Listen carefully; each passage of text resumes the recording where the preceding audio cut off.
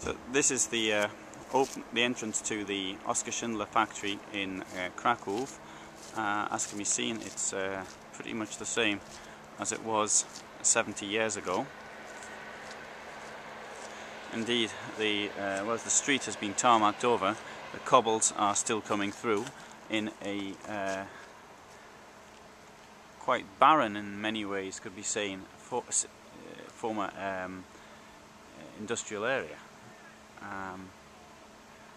which has remained like this for some time. In fact, the person who bought the land, he is a friend of mine, and he wanted to do something about this some time ago, and I'll see it's still the same.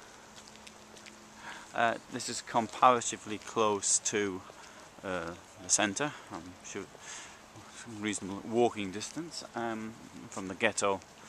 It's about, what, a couple of kilometres on foot. It's not particularly far.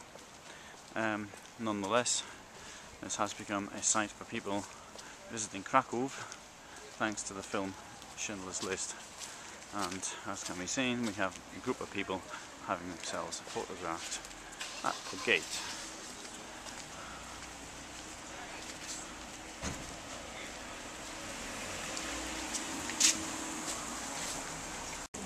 So here we have some of the photographs of people who were here. Around, I think, over 1,000 people on half of them survived. So now we see family.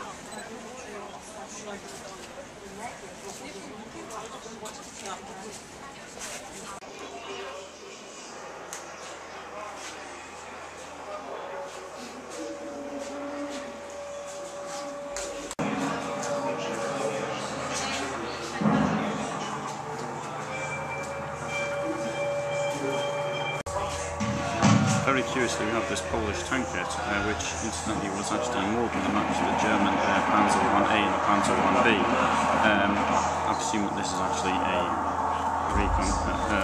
reconstruction rather than a original model, though of course I don't know, but it gives an idea of how small it is. Compare that to some of the things that actually were being 5 or 6 years later, which is quite, compare this to the Tiger 2, which came out only 5 years later, the advance in technology caused by the war.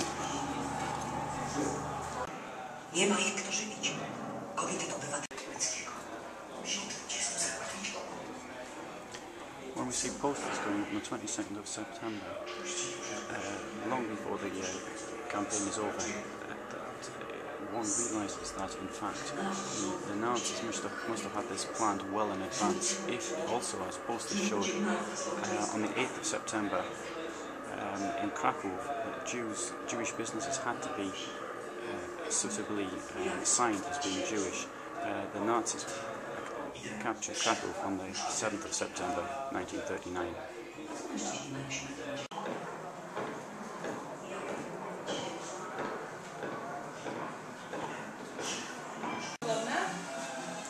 Nie, ale to jest prawdziwe, to jest zrobione znowu.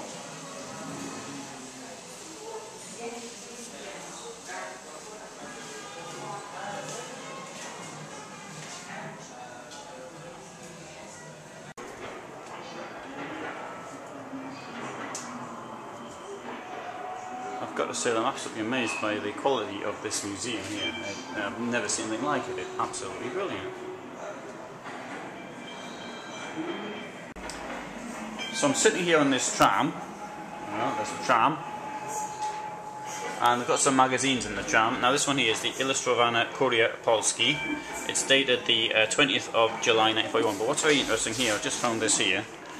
Now I'm assuming this is a copy of a magazine and not just somebody's put it together afterwards. But there we have, at the bottom right hand corner, on this there's the tank battles in the east, and at the bottom right hand corner we have a T-34 tank which has been knocked out, and it seems to be beside, I'm not certain, no, the other one beside it's not a T-34. But that shows from that date, 20th of July 1941, how quickly the T-34 was in action.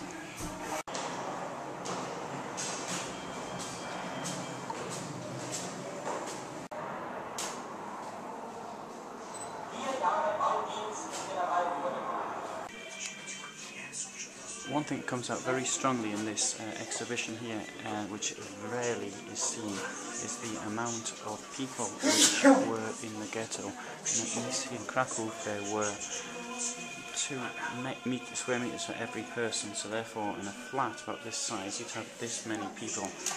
No wonder there's so many diseases and other problems with, for example, you have your wet washing hanging out, people who've been outside all day working, coming back sneezing, coughing. There's no way of escaping from them or isolating these people. They're not fed properly, 300 calories per person. You're not going to last very long on that type of diet. And this comes up absolutely clearly here. I've got to say this, congratulations to the people who did this exhibition. Absolutely brilliant.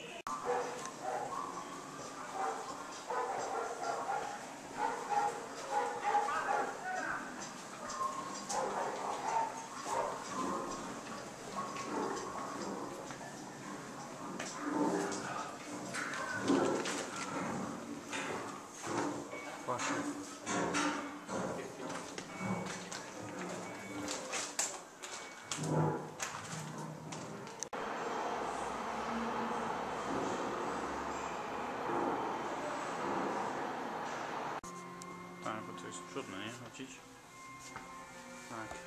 Łatwo.